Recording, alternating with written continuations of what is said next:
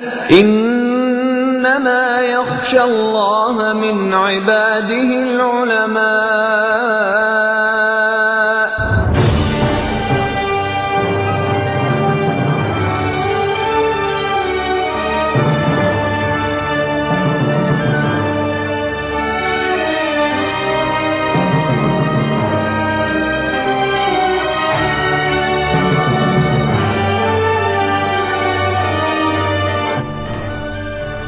Bismillah ar-Rahman ar-Rahim.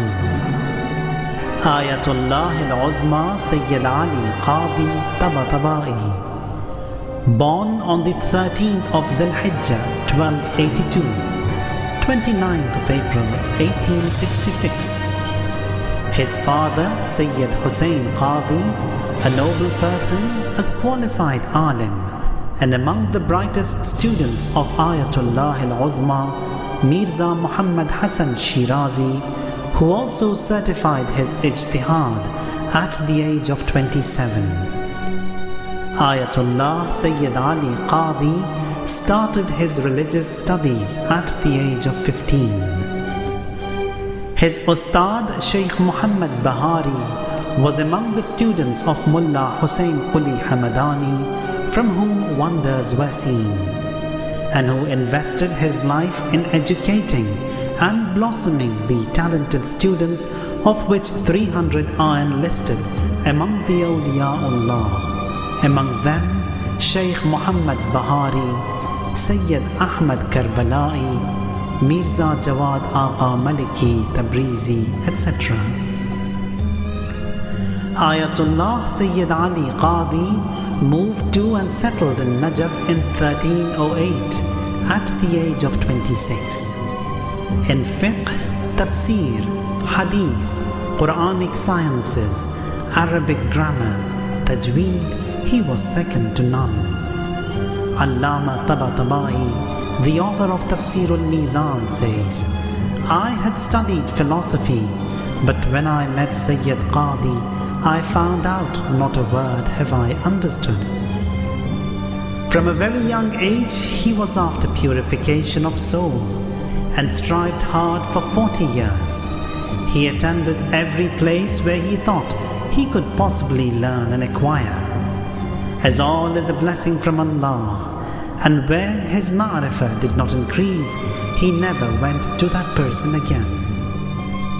He was very cautious so that none of the mustahab actions are overlooked, nor any makruh is performed.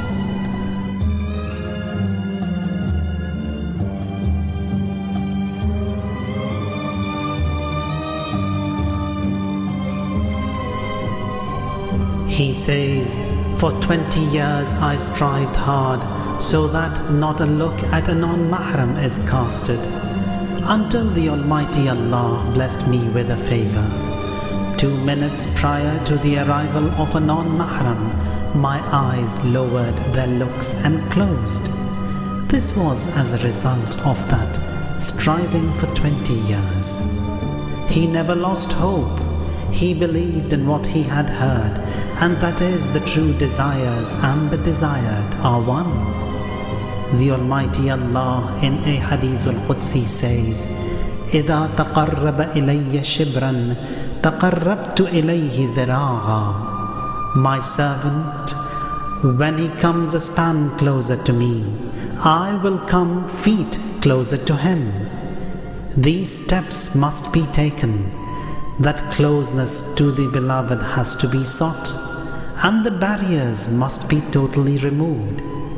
He said, in the field of spirituality, if a door opens before you, be more steadfast. Say, O God, increase it. In worship, one must be patient. In this path, no matter what the circumstances may be, if your sustenance is taken away, be firm. If your livelihood is seized away, yet stay with God. He said, in this ocean of madness we strive. Should a vision or a dream be shown or not, I don't care. All these years of striving patiently were not for the charm, beauty, or to gain a miracle, I wanted ma'rifah, awareness, and nothing else. He believed Ism A'zam is being firm on the oneness of God. A person in search of Haqq was firm. Ism A'zam will be implanted in his soul, and then he becomes able to perceive the divine secrets. And because he is firm and steadfast, he will ultimately hear the angels. The glorious Quran says, إِنَّ الَّذِينَ قَالُوا رَبُّنَا اللَّهُ ثُمَّ اسْتَقَامُوا تَتَنَزَّلُ عَلَيْهِمُ الْمَلَائِكَةُ أَلَّا تَخَافُوا وَلَا تَحْزَنُوا وَأَبْشِرُوا بِالْجَنَّةِ الَّتِي كُنْتُمْ تُوعَدُونَ. Ayatullah Qazi offered his Maghrib and Isha prayers in the sacred shrines of Imam Hussein alayhi salam and Abul Fadl alayhi salam. Ayatullah Qazi was very well-mannered and kind. This characteristic is for the pure and the selected servants of Allah. Only those who can resist the divine light have purified their hearts to hold this quality. Ayatullah Qazi was among the most perfect, the Kummaleen, an alim, a mujtahid, a faqih, a jurist, a philosopher, a scholar, a mathematician, a mystic. His tawadu, his humbleness. If he was not a perfect reflection of akhlaq, he would never had students like Aqa Qazi Tabatabai, the author of Tafsir al-Mizan. His daughter says, he counted himself among the lowest. When his grandchildren addressed him as Ayatullah, he said, I do not know anything. I am not an Ayatullah, don't address me as such. He was occupied mostly in worship, du'as, and educating his students. He said, this is what would remain and benefit him. In the majalis held for Aba Abdullah, he arranged the footwear, cleaned them, with no regard to what people would say. Ayatullah al-Uzma Syed Abul Qasim Khoui says, whenever I went to his meetings, I took my footwear with me to avoid him cleaning them and putting them together before me. Sayyid Abdul Hussein Qadi, his grandson, says, one of his relatives died.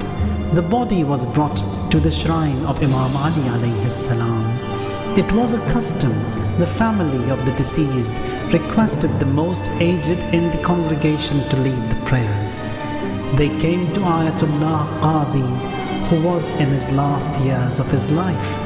Ayatullah Qadi requests Sayyid Muhsin Hakim, who was very young at that time, saying, no one knows me and fewer people would join me in prayers.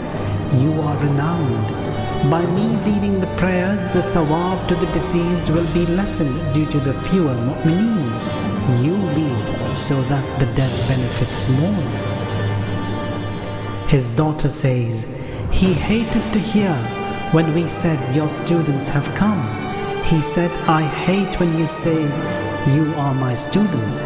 He never sat higher than his students, nor ever walked in front of them. He always walked behind them, despite their emphasis. A group of mu'mineen came from Iran. They said, we are in your taqleed. He cries, raising his hands, God, you know that I am not what they think.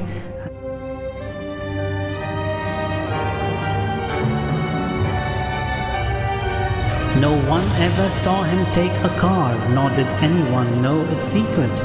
But one of the businessmen in Mashhad, he saw Marhum Qazi in Mashhad. He sought help from Ayatullah Qazi to have his passports sorted, and he helped him out. When he came to Najaf, he revealed that Ayatullah Qazi had sorted out his passports in Iran. Ayatullah Qazi gets upset and says, I have not travelled from Najaf. Ask the students. He recognized his students as his children and said, these are my children. Ayatullah Qazi monitored the performance of his students at all times and at times informed them of their hidden secrets. Marhum Kuchani says, it was in his last year that I found out that all of his students were monitored 24/7 by him. This is the education of Tawheed, that the Ustad, despite his ability to monitor and control his students at all times, never was the student ever aware of the secret, and instead makes the impact of God's presence so severe that the students feel themselves in the presence of God.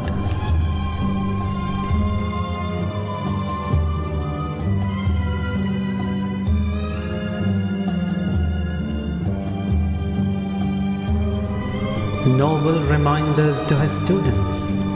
He said, if one offered his mandatory prayers on the hour and does not arrive at the high ranks, curse me. Don't make your prayers commercial. Offer them on the hour with fear and fright. If you protect your prayers, everything else is protected. Tasbih of Hazrat Zahra alayha salam is among the great recitals. And do not forget Ayatul Kursi after each prayer. He said, never distance yourself from Quran.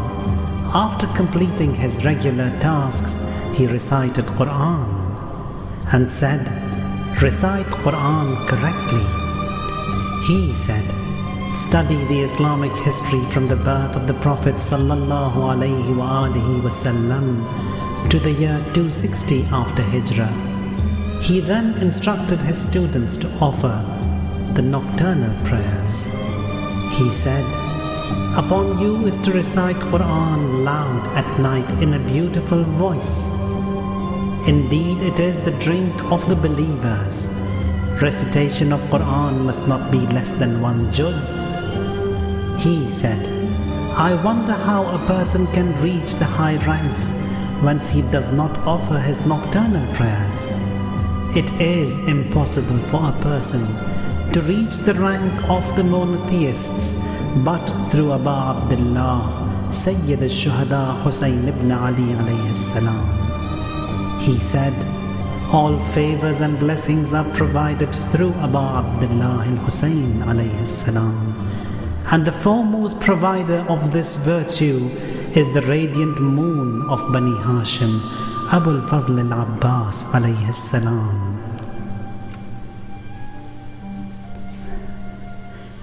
He said, to find an outlet in dead ends, recite salawat 5 times, followed by Ayatul Kursi, and repeat a lot in your heart, not with your tongue. Allahumma ja'alni fi dir'ika al-hasina, allati taj'alu fiha man tasha. He emphasized reciting Dua Kumail on Thursday nights and Ziyarat Jami'at al-Kabira on Fridays. He said, when the jinn were inquired of their faith and belief, the jinn answered, like the humans, jinn too are of various religions, but there are no Sunnis among the jinn. Among us live those jinns who witnessed the event of Ghadir. Every Thursday night till the morning he stood in the sacred shrine of Aba Abdullah al-Husayn alayhi salam, never said, read or recited anything. He just stood and looked at the shrine. He was so close to Ahlul Bayt alayhim salam, as if part of their immediate family. The barriers, the hijabs were all removed for him. When Imam al-Asr Ajjalallahu ta'ala farajahu sharif arrives, the 313 noble men will join him in a blink of an eye from all corners of the world at Mecca by the holy Kaaba. Imam alayhi salam will show them a note. At seeing the note, the 313 will doubt and shake and disperse for a while and return the next moment. Ayatullah Qazi says, I know the statement in Imam's note that will make the 313 disperse from him.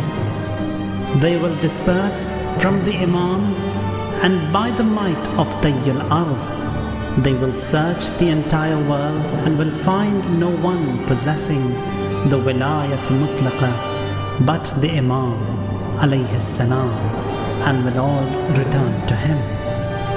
Imam as-Sadiq alayhi salam says, I know what the statement is. Ayatullah Qazi has come so close to the Ahlul Bayt alayhimus salam, where they could confide in him, a mahram of their secrets indeed. He said, Imam alayhi salam lives a natural life, a regular life. When inquired how, he replied, don't further inquire me about all that. Allama Muhammad Hussain Tabatabai, the author of Tafsir al-Mizan, says, for further education I travelled to Najaf. I was worried about my future. I was unaware of how life would be in Najaf, who my teachers and what my study circle would be like. Upon arrival at Najaf, I looked at the sacred dome of Imam Ali alayhi salam and said, Ya Ali, I have come to you, but I don't know where to start from. What should my program be? You help me, you guide me to what is best for me. I rented a house, and the same day someone knocked. A very pious, Nurani, a very attractive, and among the great ulama came. He talked to me, he recited a few poems. The gist of it was that one who has come to Najaf for further education, it's good to work on akhlaq and tahzeeb too. He became a friend of mine in that very meeting. His short words hit my heart.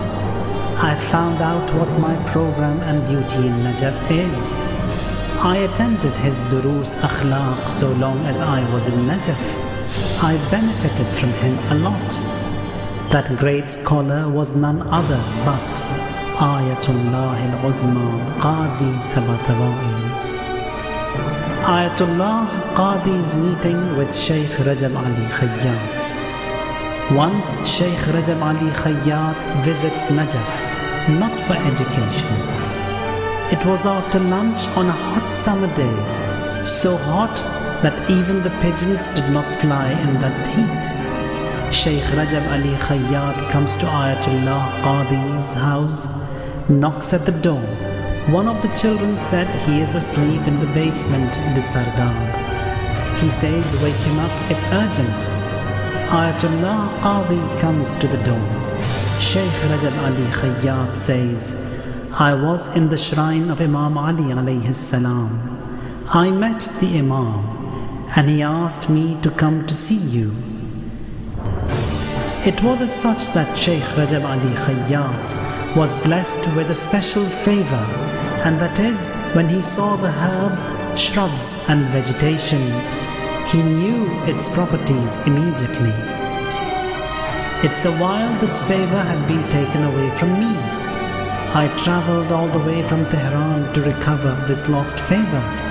I went to Imam Ali alayhi salam, and he said, the solution is with you, and I have come to you for the solution.